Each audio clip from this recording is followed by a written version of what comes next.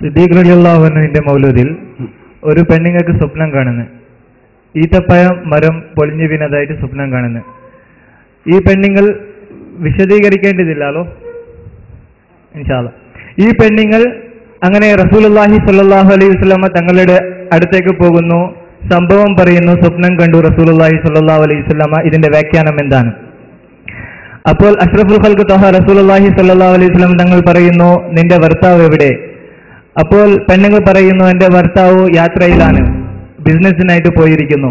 അപ്പോൾ റസൂലുള്ള പറയുന്നു, നിന്റെ ഭർത്താവ് ഇനി അന്ത്യദിനം വരെ നിന്റെ അടുത്ത് ബന്ധപ്പെടൂല, നിന്റെ കണ്ടുമുട്ടൂല. എന്നിട്ട് പെണ്ണുങ്ങൾ പൊട്ടിക്കരഞ്ഞിട്ട് പോവുക. വഴിമധ്യേ സിദ്ദീഖ് റളിയല്ലാഹു അൻഹു കണ്ടുമുട്ടുന്നു. എന്നിട്ട് സിദ്ദീഖ് റളിയല്ലാഹു അൻഹു എന്താണ് കരയുന്ന സംഭവം ചോദിച്ചാൽ സ്വപ്നം കണ്ട ആ സ്വപ്നം പറയുന്നു. സിദ്ദീഖ് റളിയല്ലാഹു അൻഹുവിനോട് ആ പെണ്ണുങ്ങൾ പറയുന്നില്ല, ഞാൻ എന്താണ് റസൂലുള്ളാഹി സ്വല്ലല്ലാഹു അലൈഹി വസല്ലമയോട് പോയിട്ട് മീറ്റ് ആയത് പറയുന്നില്ല. എന്നിട്ട് സിദ്ദീഖ് റളിയല്ലാഹു അൻഹുവിനോട് പറയാത്തതുകൊണ്ട് സിദ്ദീഖ് റളിയല്ലാഹു അൻഹു വ്യാഖ്യാനം പറയുന്നു, നിന്റെ ഭർത്താവ് എവിടെയെന്ന് ചോദിക്കുന്നു. എന്നിട്ട് ആ പെണ്ണുങ്ങൾ പറയുന്നു, എന്റെ ഭർത്താവ് യാത്രയിലാണ്. എന്നിട്ട് സിദ്ദീഖ് റളിയല്ലാഹു അൻഹു പറയുന്നു, നിന്റെ ഭർത്താവ് അതാ ഈവനിങ് മോന്തിക്ക് മുമ്പ് ഈവനിങ് മുമ്പ് നിന്റെ ഭർത്താവ് നിന്റെ പുറയിൽ കണ്ടുമുട്ടു എന്ന് പറയും. അപ്പോൾ പെണ്ണുങ്ങൾ വീട്ടിൽ പോയി നോക്കുമ്പോൾ ഭർത്താവ് ഈവനിങ് വന്നെത്തിയിരിക്കുന്നു. അപ്പോൾ റസൂലുള്ളാഹി സ്വല്ലല്ലാഹു അലൈഹി വസല്ലമ തങ്ങളുടെ അവിടെ നിങ്ങൾ മൗലൂദിൽ ഇൻസൾട്ട് ആക്കിയതല്ലേ എന്റെ ചോദ്യം. എന്നിട്ട് നിങ്ങൾ മൗലൂദ് പറഞ്ഞാൽ സിദ്ദീഖ് റളിയല്ലാഹുവിന്റെ മൗലൂദിൽ സിദ്ദീഖ് റളിയല്ലാഹുവിന്റെ പുകഴ്ത്ത, ഉമർ റളിയല്ലാഹുവിന്റെ മൗലൂദിൽ ഉമർ റളിയല്ലാഹുവിന്റെ പുകഴ്ത്ത. അങ്ങനെ ഒരാളെ ഇൻസൾട്ട് ആക്കിയിട്ട് റസൂലുള്ളാഹിനെ ഇൻസൾട്ട് ആക്കിയിട്ട് സിദ്ദീഖ് റളിയല്ലാഹുവിന്റെ പുകഴ്ത്ത ഉണ്ടല്ലോ.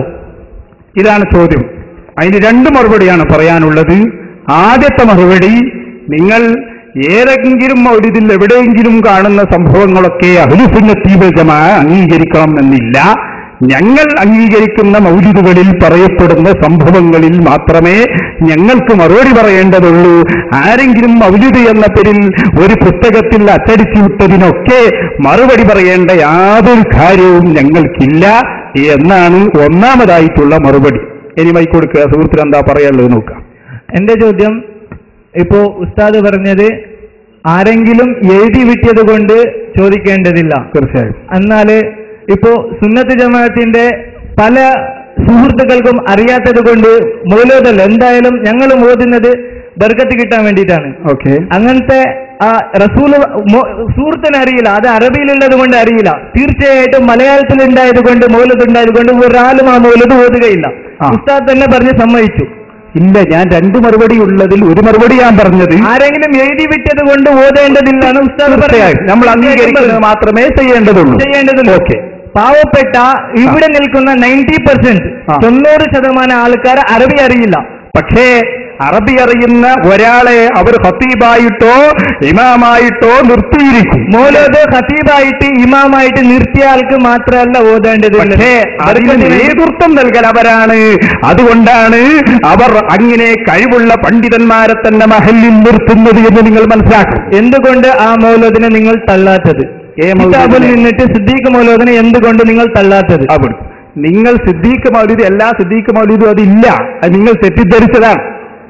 അത് വളരെ ചുരുങ്ങിയ മൗലിദുകളിൽ മാത്രമാണ് ഉള്ളത്. ഞങ്ങൾ സാധാരണ ഓതുന്ന സബീന നിങ്ങൾ എടുത്തു നോക്കുക, അത് നിങ്ങൾക്കത് കാണാൻ കഴിയില്ല. പിന്നെ വേറൊന്നും പറയാം, മുജാഹിദുകളാണ് ഏറ്റവും കൂടുതൽ മൗലിദുകൾ അച്ചടിച്ചു വിട്ട് കാശാക്കുന്നത്. തിരൂരങ്ങാടി പ്രസ്സും അതുപോലെ പല പ്രസ്സും നടത്തുന്നത് മുജാഹിദുകളാണ്. അവരാണ് ശിർക്ക് വിറ്റ് കാശാക്കുന്നത്. അതുകൊണ്ട് പലപ്പോഴും തെറ്റുകൾ ഉണ്ടാവാം. അത് മുജാഹിദ്